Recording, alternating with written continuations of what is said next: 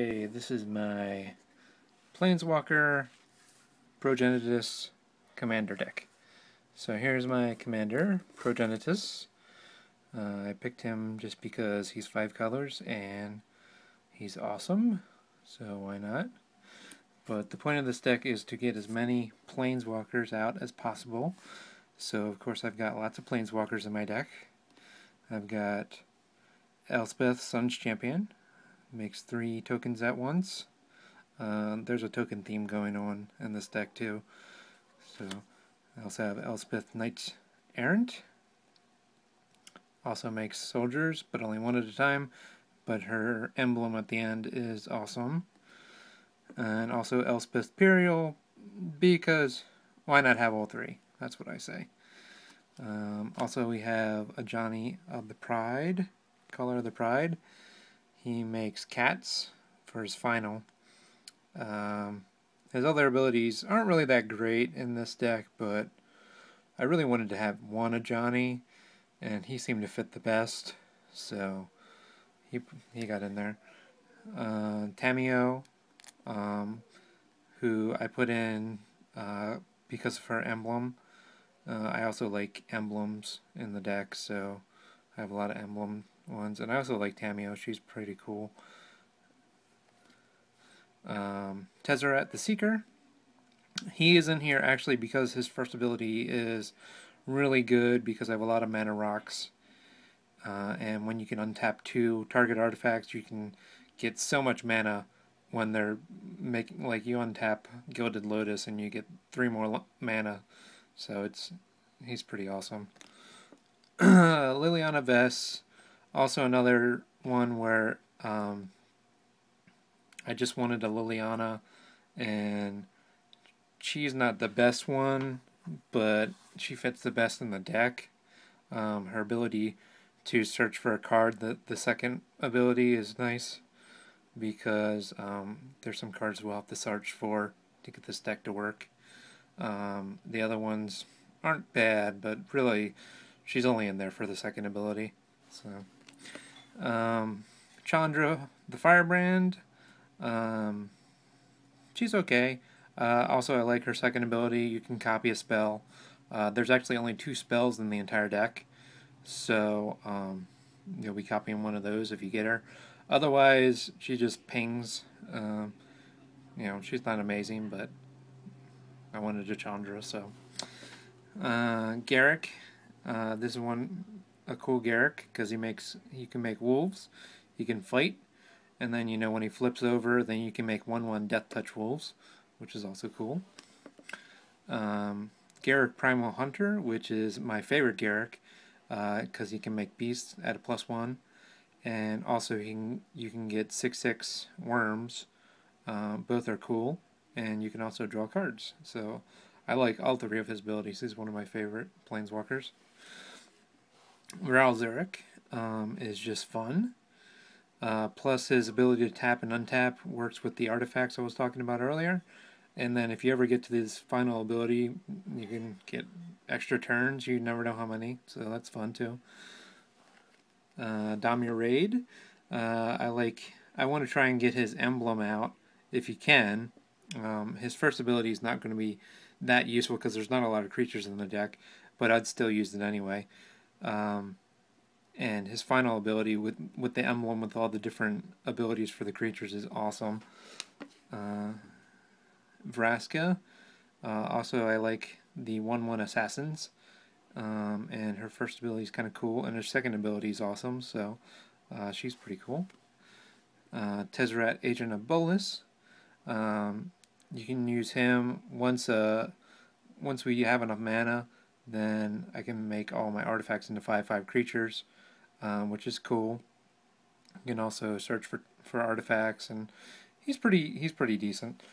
Venser, I like him. He's pretty easy to get to the emblem stage since he's going up at +2. And also his first ability is great with the other Planeswalkers because you can use their -1 ability or -2 ability or whatever, exile them, they come back with full loyalty, so that's really nice. Sarkin, I so this Sarkhan the Mad. I also have Sarkhan Vol. They make dragon tokens, so that's fun. Sarkhan the Mad, he doesn't have a +1 ability, but I still like him. Sarkhan Vol, you can give all your creatures +1/+1 in haste to the end of turn at a +1, which is really cool.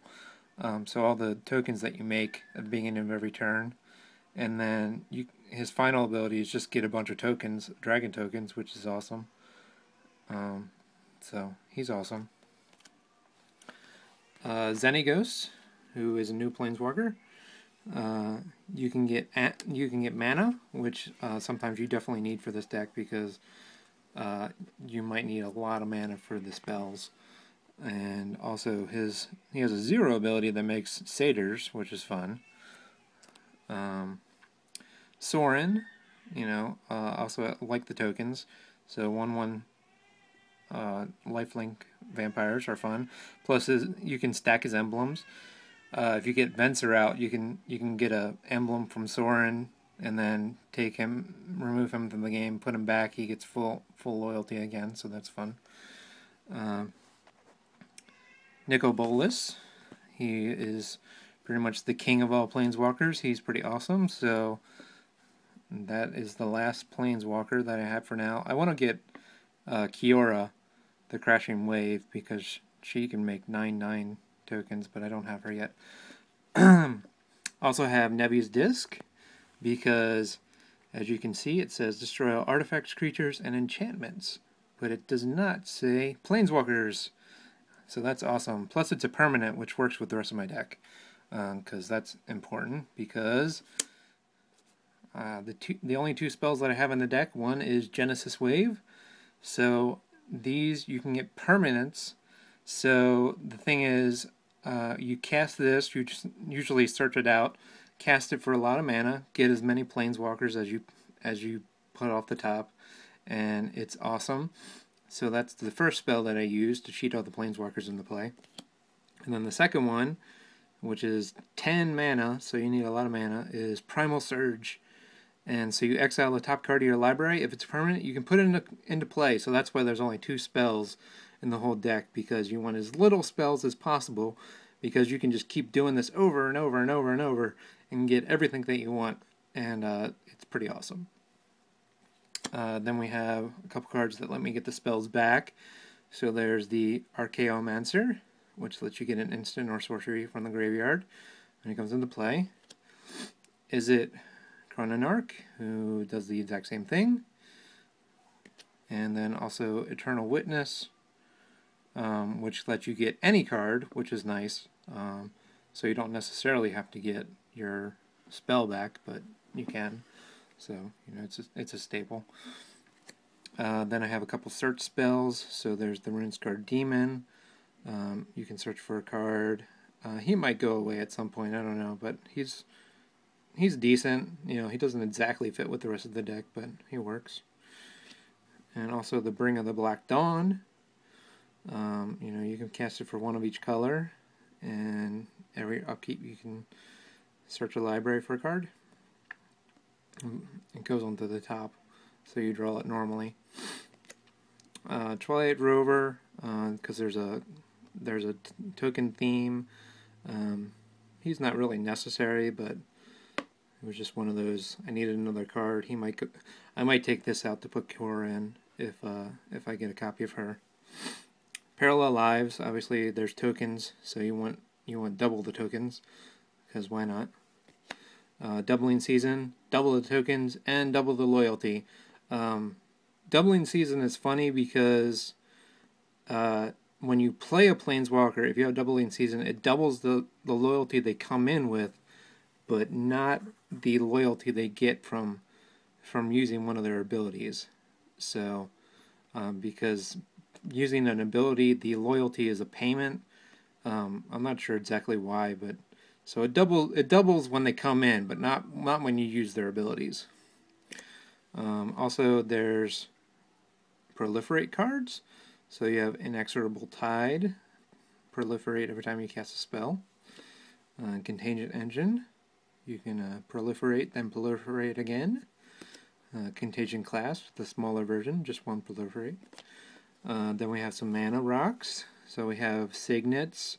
I'm trying to get all the new art signets. Only 4 of them exist so far. So this is from Golgari versus Izzet. This is from Golgari versus Izzet. This is the new art. The new art's awesome. You can see all of the art on the online cube, but not all the cards have been made yet. So I don't know why not. This one's from Commander 2013, and this one's also from Commander 2013. So those are all the new arts. These are the old arts. So you have Dimir, Azorius, Rakdos. These aren't in any specific order. Boros, Gruul. The Gruul symbol is completely different now. Well, not completely different, but Orzhov. There's also a couple clue stones. Actually, that might be the last clue. I have 1 clue stone. I used to have more, but I took them out to put more planeswalkers in. Darksteel Ignite, just good. Chromatic Lantern. Kalani Gem is not that great, but since I have so many things that untap things, I wanted artifacts that could tap for more than 1 mana, so it taps for 2. Plus, they're pretty cheap. They're pretty easy to get a hold of if you actually use one. So, Gilded Lotus. I got the nice shiny from the Vault one.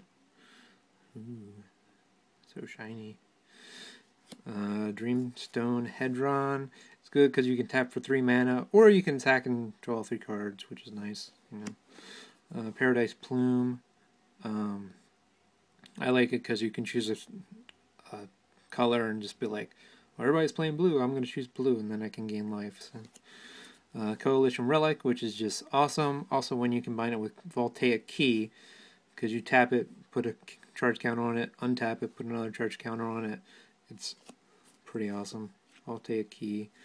And then I also have some Cascade cards. I think I have all the Cascade cards. So there's Shardless Agent. That's from Plane Chase, 2012, I guess. And Bloodbraid Elf, also from that one, Plane Chase. Maelstrom Nexus, which makes all your spells have Cascade. Well, the first spell every turn. So that's awesome. The Ethereal Horned Sorcerer, which is awesome. You can keep returning to your hand, cast them again, return to your hand, cast again. Enlisted Worm. Enigma Sphinx. And finally, the granddaddy of all Cascaders, the Maelstrom Ordiner Wanderer. I thought that was an R. So that's that. And then I have land. Basically just all kinds of multicolored land. So I have temples. There's the untapped lands. There are guild gates. There's just random, lots of, land that can get all kinds of colors. I think I have all the shock lands and all the untapped lands from M10 and Innistrad, and I'm working on getting the temples. Obviously not all of them are out yet. And then there's just a couple random ones. There's the 3-color lands from Alara, and that is it. And then so I have Progenitus is the commander, and so I use actually have, somehow I got these sleeves that they're the same on the back, but you can see one of them has black front and one of them was white front. So I put my commander in the white front ones because it's easier to pick them out at the end of the game. So I think that's why I do that. And then I also have all my tokens, which I do the same thing. You see they have the same back, but they have a white front. So I have all the tokens. These are the tokens for all the planeswalkers. So there's soldiers. These are all the soldiers from all the different Elspeths. So you can see there's Alara, and then this one's from Scars, and then this one's from Theros. Which I think there's 2 different arts for the Theros one. This is actually the artwork for the horse, the Akron horse, not the one for Elspeth. So I have to look for the new one. It's probably more rare. It always bothers me that the rarity, they don't have rarity for the tokens, but you know some of them are rarer than others. But they don't come out and say that they are. The cat for Ajani M13. This is for Garrick, Relentless / Garrick, the other Garrick, flipped Garrick. Assassin token for Vraska. Vampire token for Sorin. This is for one of the Sarkins, and that's for the other one. And then this one, this might be in here by mistake. I don't think I have anything that makes 6/6 dragons anymore. I used to have the dragon that attacks and you get a 6/6 dragon. Wolf, also from Innistrad for Garrick. 3/3 Beast. This is not the correct one for the Garrick that I have, but I just had a 3/3 Beast, so why not? 6/6 Worm, that's for Garrick. Satyr for Xenagos.